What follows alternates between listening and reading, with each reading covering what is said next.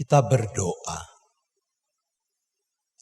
Kala kami memperingati kelahiran Yesus Kristus, Sang Juru Selamat segala bangsa, hati kami dipenuhi dengan sukacita dan syukur. Dan secara khusus saat ini kami rindu mengalami perjumpaan dengan Tuhan yang hidup dan yang menghidupkan kami lewat pemberitaan firman-Mu.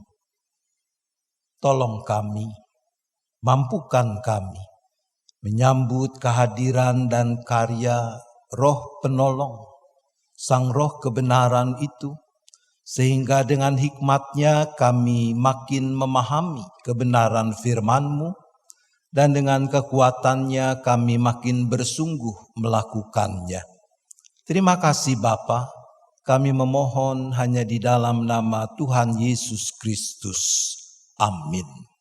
Bacaan pertama diambil dari Yesaya 62, ayatnya yang ke-6 sampai 12. Di atas tembok-tembokmu, hai Yerusalem, telah kutempatkan pengintai-pengintai. Sepanjang hari dan sepanjang malam, mereka tidak akan pernah berdiam diri.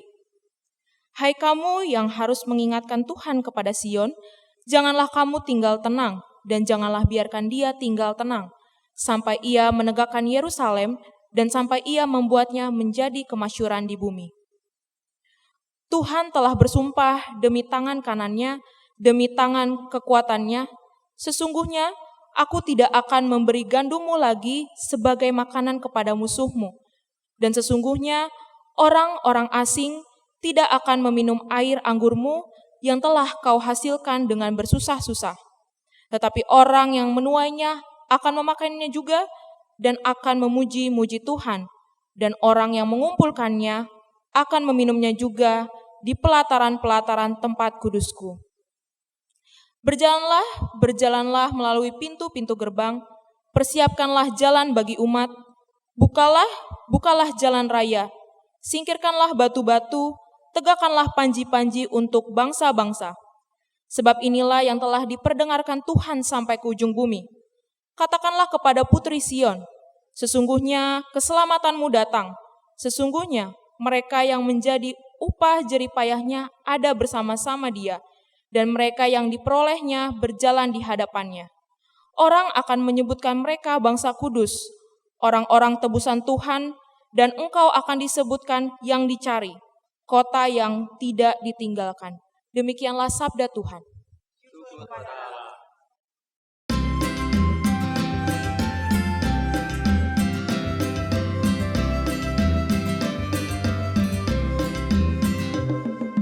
Tuhan adalah Raja, biarlah bumi bersorak-sorak.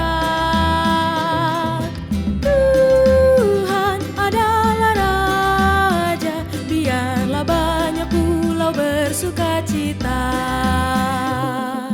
Tuhan adalah Raja, biarlah bumi bersorak-sorak.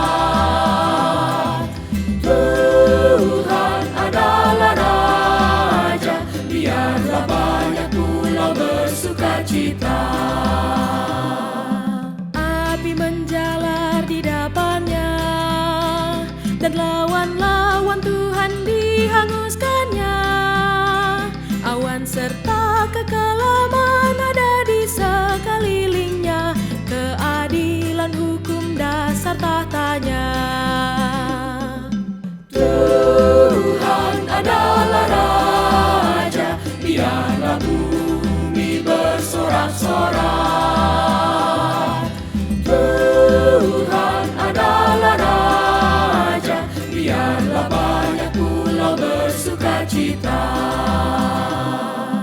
Dunia diterangi kilatnya, bumi melihatnya dan jadi gemetar, dan gunung-gunung luluh bagai lilin di hadapannya, di hadapan Tuhan semesta alam.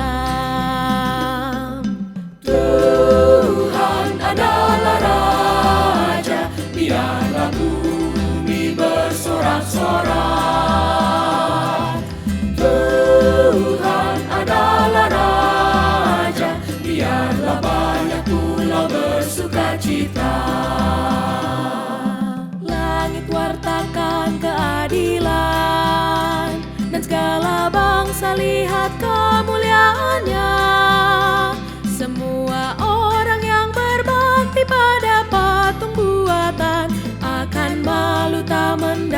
limpahkan berkat. Tuhan adalah Raja, biarlah bumi bersorak-sorak. Tuhan adalah Raja, biarlah banyak pulau bersukacita. Sion mendengar dan bergema, bersorak-sorak semua putri Yehuda. Karena Engkau yang maha tinggi atas seluruh dunia, hanya Kau yang layak dimuliakan. Tuhan adalah Raja, biarlah bumi bersorak-sorak. Tuhan adalah Raja, biarlah banyak pulau bersukacita.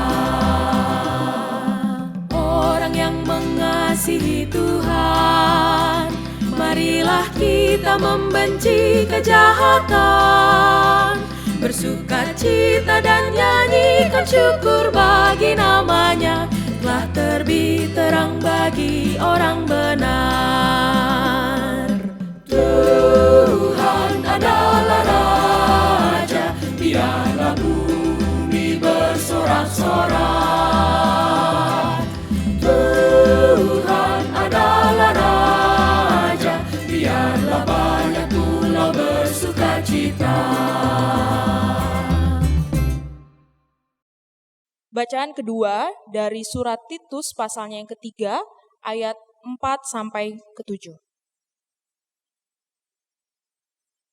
Tetapi ketika nyata kemurahan Allah, Juru Selamat kita, dan kasih-Nya kepada manusia, pada waktu itu Dia telah menyelamatkan kita, bukan karena perbuatan baik yang telah kita lakukan, tetapi karena rahmat-Nya oleh permandian kelahiran kembali dan oleh pembaharuan yang dikerjakan oleh Roh Kudus, yang sudah dilimpahkannya kepada kita oleh Yesus Kristus, Juru Selamat kita, supaya kita, sebagai orang yang dibenarkan oleh kasih karunia-Nya, berhak menerima hidup yang kekal sesuai dengan pengharapan kita. Demikianlah sabda Tuhan. Syukur kepada Allah.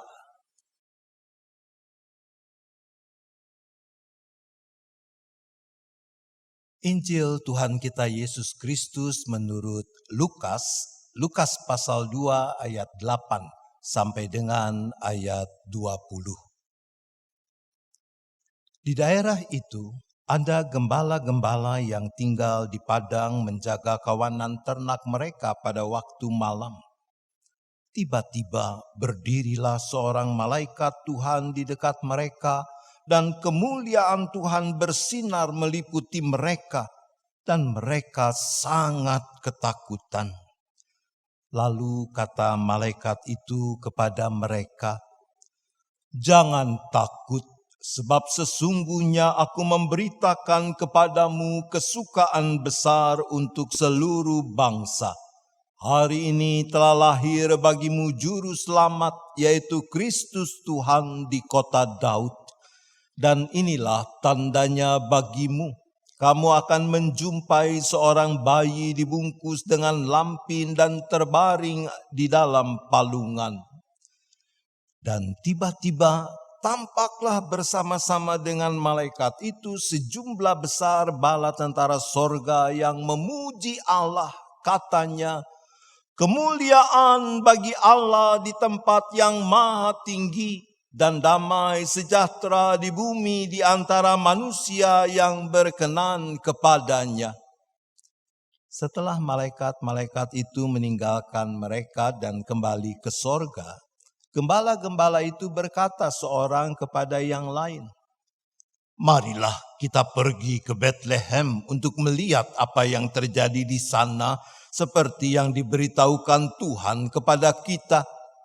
Lalu mereka cepat-cepat berangkat dan menjumpai Maria dan Yusuf dan bayi itu yang sedang berbaring di dalam palungan. Dan ketika mereka melihatnya, mereka memberitahukan kepada apa yang telah dikatakan kepada mereka tentang anak itu. Dan semua orang yang mendengarnya heran tentang apa yang dikatakan gembala-gembala itu kepada mereka. Tetapi Maria menyimpan segala perkara itu di dalam hatinya dan merenungkannya. Maka kembalilah gembala-gembala itu sambil memuji dan memuliakan Allah karena segala sesuatu yang mereka dengar dan mereka lihat, semuanya sesuai dengan apa yang telah dikatakan kepada mereka. Demikianlah Injil Yesus Kristus. Berbahagialah mereka yang mendengarkan firman Allah dan yang memeliharanya.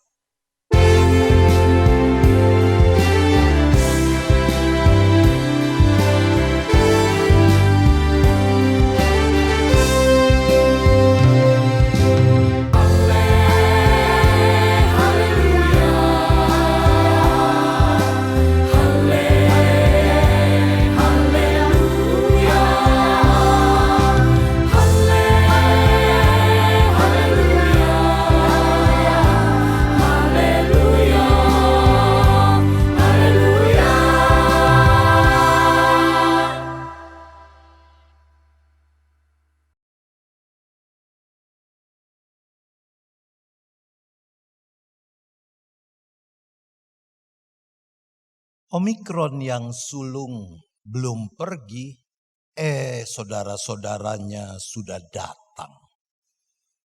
Apalagi yang akan menyusul? Banjir belum teratasi, gempa bumi sudah menggoncang.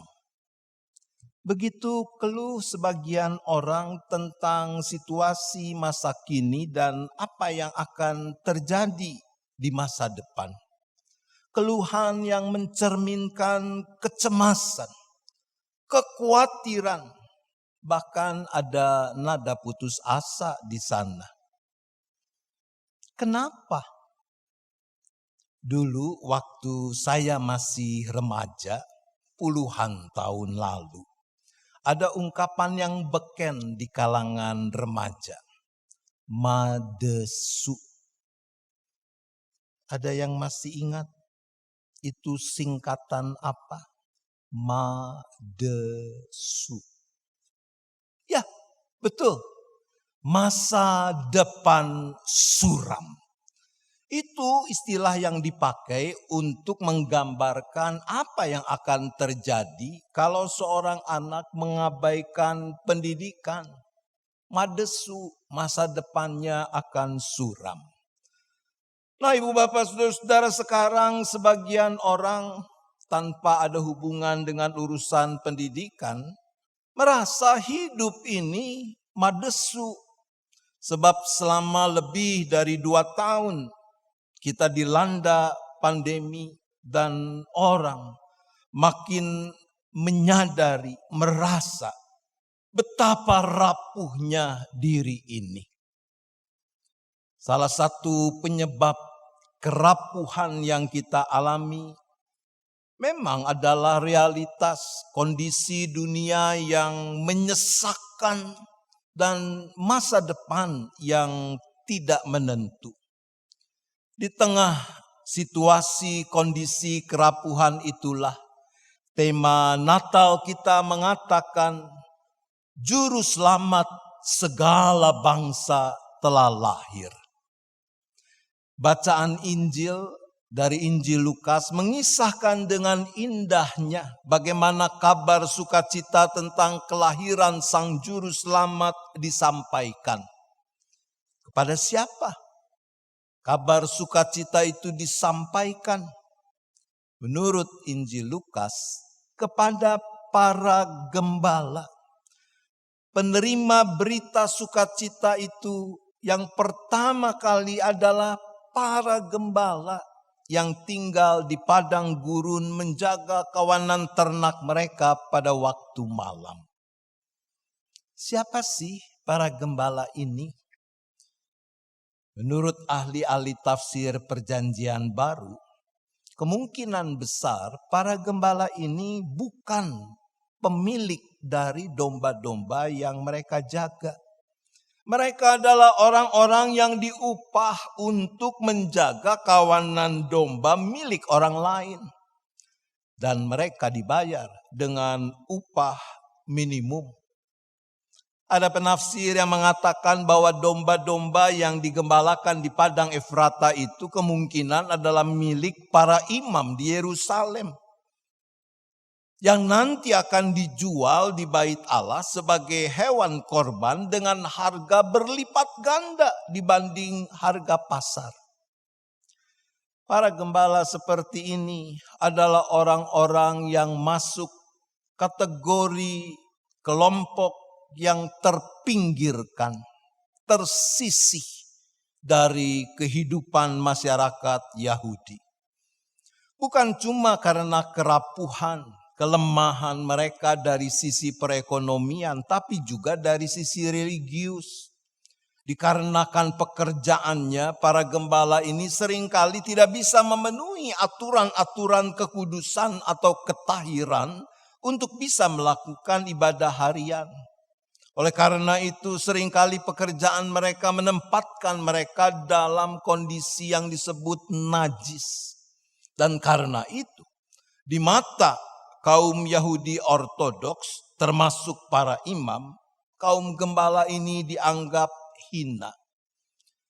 Saudaraku, dengan gambaran seperti itu bisa dikatakan bahwa para gembala hidup dalam situasi suram dengan masa depan yang juga sama suramnya.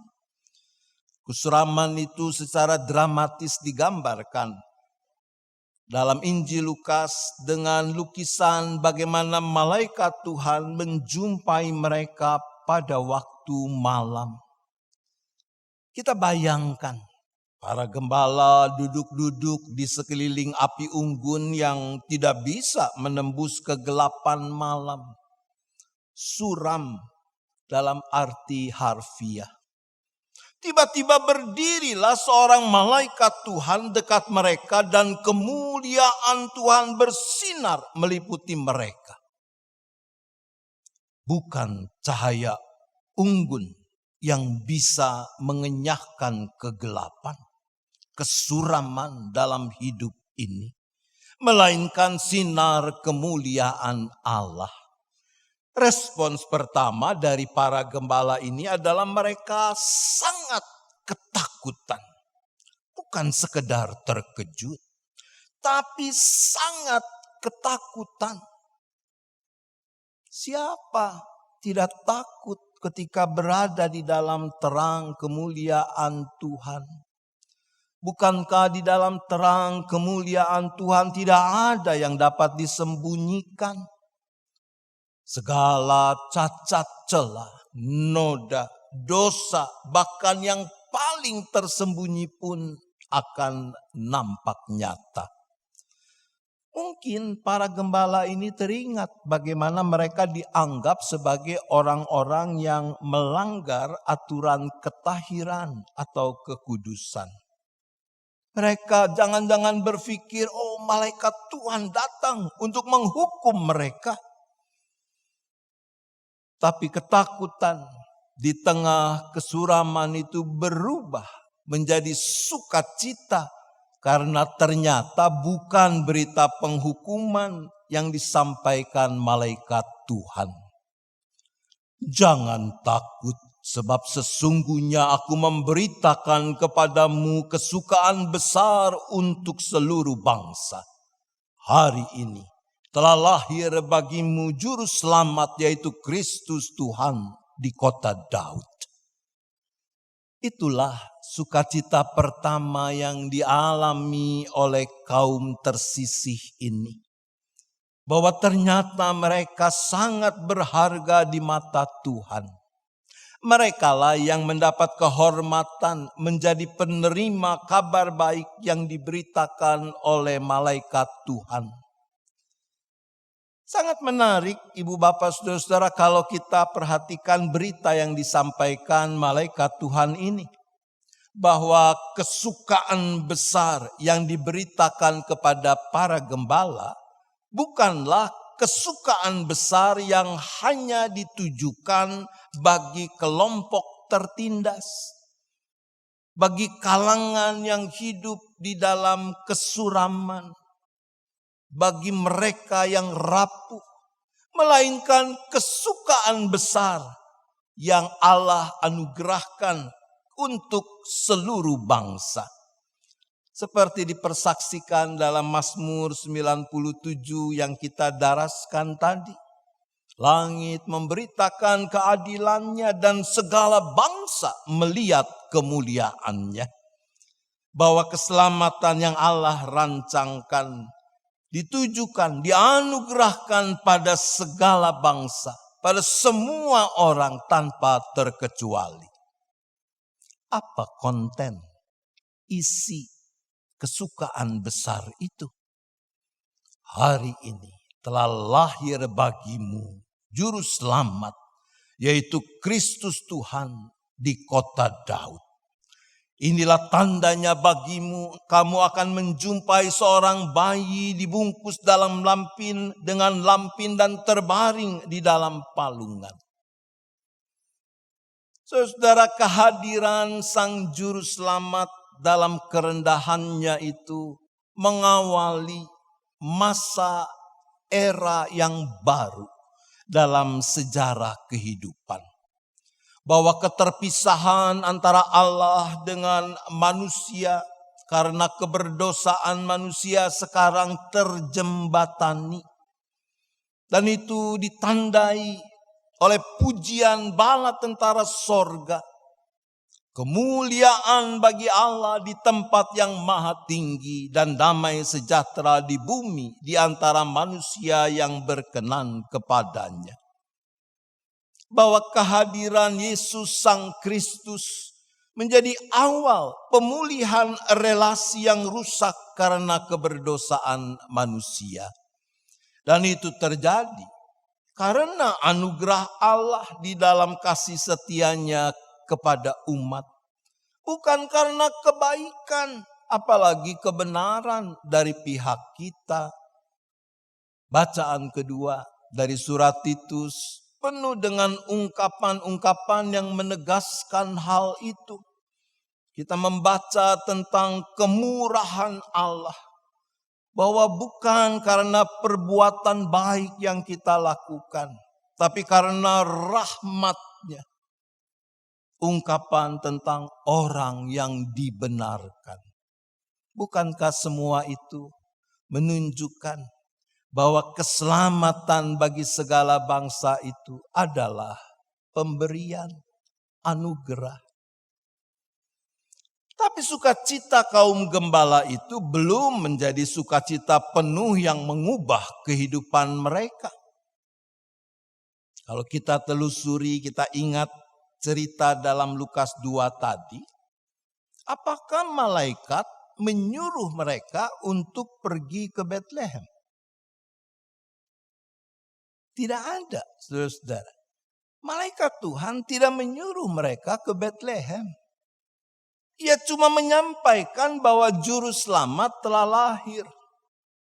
Memang malaikat menggambarkan tanda-tanda atau ciri-ciri bayi Yesus. Bayi yang dibungkus dengan lampin, terbaring di dalam palungan, dan seterusnya. Tapi sekali lagi, malaikat Tuhan tidak pernah menyuruh mereka untuk pergi. Jadi bayangkan, kalau setelah mendengar perkataan malaikat, melihat dan mendengar bala tentara sorga memuji Allah, lalu para gembala itu kembali duduk-duduk dan kongkow, bercakap-cakap satu terhadap yang lain. Waduh, ngaget-ngagetin aja. Iya, kita sampai ketakutan. Ya, syukurlah kalau Juru Selamat sudah datang.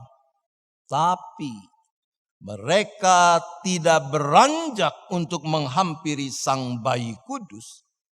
Apakah mereka bisa mengalami perubahan, mengalami kepenuhan sukacita yang Tuhan sediakan? No, tidak. Pasti tidak. Kalau begitu, apa yang membuat mereka bisa berubah dari semula dikuasai ketakutan, tapi kemudian menjadi penuh sukacita, memuji dan memuliakan Allah? Lukas mengisahkan bahwa setelah para malaikat kembali ke sorga, para gembala segera bertindak. Mereka beranjak, tanpa berlama-lama mereka pergi mencari dan menemui Sang Juru Selamat. Apa yang membuat mereka melakukan itu? Tidak lain karena mereka percaya kepada firman Tuhan yang telah disampaikan oleh malaikatnya. Dan karena mereka percaya, maka mereka menaatinya. Sikap percaya dan taat itulah yang membawa mereka pada perjumpaan dengan Sang Juru Selamat. Perjumpaan dengan Sang Juru Selamat itulah yang kemudian berbuahkan perubahan atas diri para gembala. Ketakutan yang semula menguasai mereka berubah menjadi sukacita yang mendorong mereka untuk memuji, memuliakan Allah. Mungkin Anda akan berkata, oke, tapi kan para gembala itu langsung melihat bukti nyata. Seperti dikatakan Lukas, karena segala sesuatu yang mereka dengar, mereka lihat semuanya sesuai dengan apa yang dikatakan pada mereka. Maka saya menjawab begini, benar, mungkin kita tidak langsung melihat bukti nyata seperti yang dilihat oleh para gembala. Tapi apakah Anda tidak pernah mengalami buah dari sikap percaya dan taat kepada Tuhan? Kalau dulu Dia pernah menolongmu, memberi jalan keluar kepadamu, memberi kekuatan untuk menanggung bebanmu, kenapa tidak terus mempercayakan hidupmu kepadanya? Para gembala mengalami kepenuhan sukacita yang mengubah hidup mereka itu karena di dalam percaya mereka pada apa yang disampaikan Tuhan lewat malaikat-malaikat, mereka beranjak dari tempat mereka semula dan pergi menghampiri Sang Juru Selamat. Kegelapan malam tidak berubah menjadi terang benderang, tapi hati dan pikiran mereka dipenuhi oleh terang Kristus. Realitas kehidupan yang mereka jalani tidak berubah. Mereka tetap berprofesi sebagai gembala yang dipandang hina dengan penghasilan pas-pasan. Namun sekarang kondisi itu tidak lagi menyuramkan hidup yang dijalani dan masa depan yang dijelang. Sekarang mereka tahu bahwa mereka tidak menjalani hidup dengan segala kesesakannya itu sendirian. Bahwa Sang Juru Selamat, Kristus Tuhan selalu menyertai mereka. Itu yang membuat kerapuhan hidup tetap bisa dihadapi dengan sukacita. Begitu jugalah dengan kita di dalam kerapuhan kita masing-masing. Situasi yang sedang dan akan kita hadapi mungkin tidak berubah. Beban yang kita pikul mungkin tidak semakin ringan. Masalah yang harus kita hadapi, yang harus kita atasi tidak mengecil. Namun perspektif kita dalam memaknainya berubah. Karena kita tahu bahwa kita tidak menjalani hidup dengan segala kesusahannya sendirian. Bahwa Sang Juru Selamat, Kristus Tuhan, selalu menyertai kita. Itu yang membuat kerapuhan hidup tetap bisa kita hadapi dengan penuh sukacita. Yang terakhir, pastilah para gembala yang sudah mengalami sukacita di tengah kesuraman hidup itu berbagi sukacita itu dengan orang-orang lain. dengan keluarga, sesama gembala, dan yang seterusnya. Sejajar dengan apa yang diperkatakan dalam Yesaya 62 ayat 10. Berjalanlah, berjalanlah melalui pintu-pintu gerbang, persiapkanlah jalan bagi umat, bukalah jalan raya, singkirkanlah batu-batu, tegakkanlah panji-panji untuk bangsa-bangsa. Itu panggilan kita, perjumpaan kita dengan Sang Juru Selamat yang kelahirannya sekarang kita peringati, mestinya mendorong kita untuk terus mempersaksikan damai sejahtera dan sukacita yang kita peroleh. Bagaimana di dalam dan melalui keseharian hidup yang kita jalani, orang-orang di sekitar kita boleh melihat terang keselamatan Allah terpancar. Utamanya bagaimana mereka bisa melihat kesaksian hidup kita yang sama dengan mereka, bahwa kita juga ada dalam kerapuhan, tapi kita tidak kehilangan sukacita dan damai sejahtera yang bersumber dari Yesus Kristus, Tuhan, Juru Selamat segala bangsa yang telah lahir itu. Tuhan menolong kita. Amin.